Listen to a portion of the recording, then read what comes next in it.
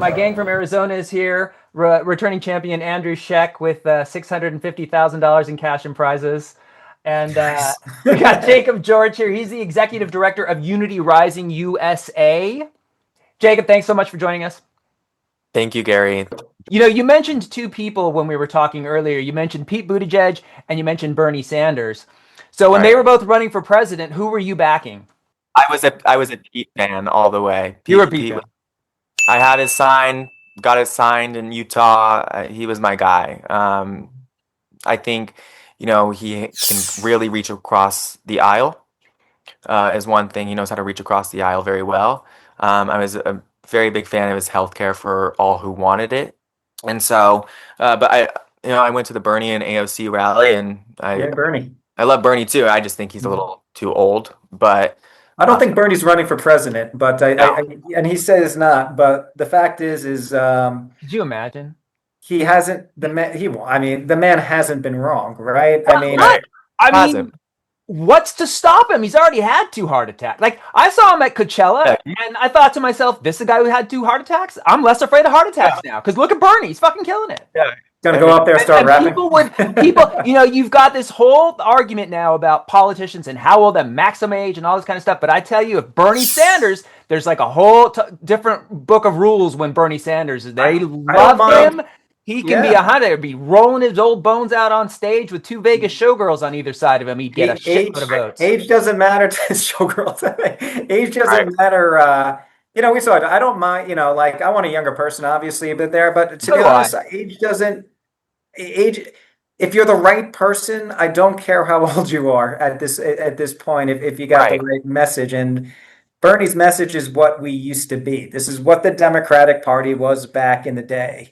The other aspect that I applaud you on, that I think you're phenomenal for stepping in, is starting Unity Rising, as pointed out, as Gary has mentioned, and where we have here in Arizona and across the country, because Charlie Kirk listen, the guy is good at what he does. Jacob, do you want to just kind of give Jacob, a take it away. Tell about Charlie Kirk and Turning Point. Yeah, go ahead. Dangerous. Yeah, no. People should know that. Very, very dangerous. Charlie Kirk started Turning Point USA in 2012, very closely tied to Donald Trump, and an election denier right here in Arizona. They're that's where they're headquartered, is in Phoenix, Arizona. 3 huge buildings. They started off their first year. I think they got $75,000 in revenue, not much. And now they're at 84 million in 2024 alone. Okay. So they've grown over, I think, 110,000%. And they have over 3,500 chapters across the country. These are high school chapters. Okay, so they have clubs in high schools across the country and DC, where basically they're just getting these youth. The youth are coming in and they're being brainwashed, and they like to focus on the economy. That's what they focus on. That's how they kind of get them in. They focus on big government sucks, open markets are great, all of that stuff, yada yada yada. Have you met Charlie Kirk personally? Have you spoken to him? I haven't. I've filed legal complaints against Turning Point for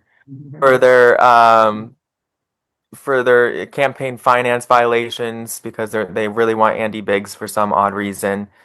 But no, I haven't met him, and if I ever do, boy, would I have something to say.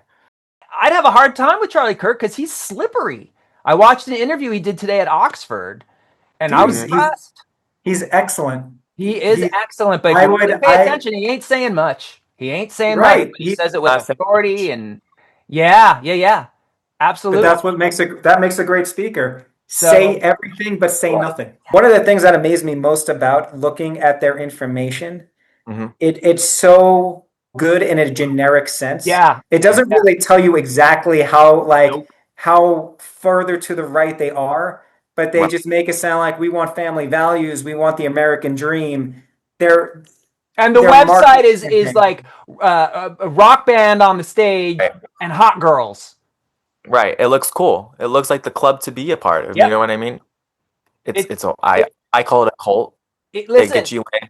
I've never, you guys were talking to me about Turning Point, and I'd heard of it, but I had never checked them out. And I went to their website, and I was Mhm. clicking around before I even realized it because it was Right. just so put together and so composed. And is We unity rising basically? You're harnessing that energy on the Democrat side and Mhm. doing something of the same thing. Is that it? Yeah, so when we just started in January, but basically we're not trying to reinvent the wheel here. Good. Turning Point's done all of the framework for us. They've given us their blueprints practically, and we know it works. And I do have to give them credit for that.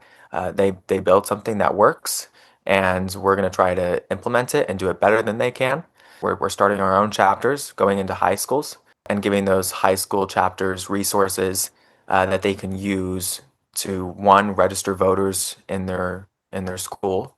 In Arizona, if you're 16 and a half, 17, you can actually pre-register right now as long as you'll be 18 by the next general election. And so that's our goals, to get some of those 16 and a half, 17-year-olds right now that aren't quite registered, but also getting young people elected and focusing on local elections. School board races, I'm a school board member myself. We're only a Arizona PAC right now. We're looking to expand to a federal PAC in 2026, and then C3 and C4 in 2028, 2029. When you talk about we need to get a certain age level, it has to come from other people of that same age level, correct? Correct. How do you get people in your demo interested in local elections? Because local elections are boring. Right. So what do you have that somebody else wouldn't have because they're a little bit older? How would you speak to someone? I think how we get young people interested in local elections is that these are the issues that are going to matter the most. So these are the closest forms of representative democracy that you have, right? Your school board member is who's going to raise your taxes or lower your taxes or get that bond or that override.